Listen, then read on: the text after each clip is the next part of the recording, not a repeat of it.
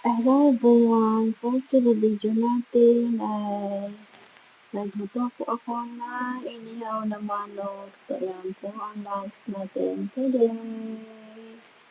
Inihaw po yan. So, di na po ako mag-rice. Mag-bread na lang ako. So, with coffee.